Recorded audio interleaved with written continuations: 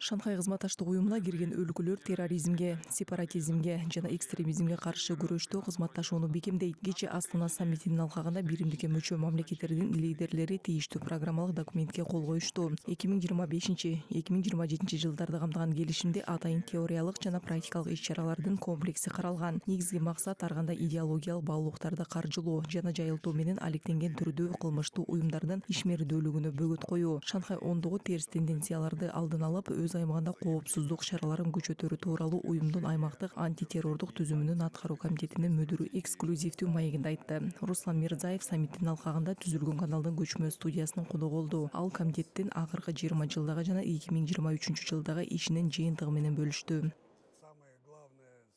Вопрос, который сегодня распространяющих идеологию экстремизма, терроризма, сепаратизма. Мы за 20 лет провели 19 совместных антитеррористических учений.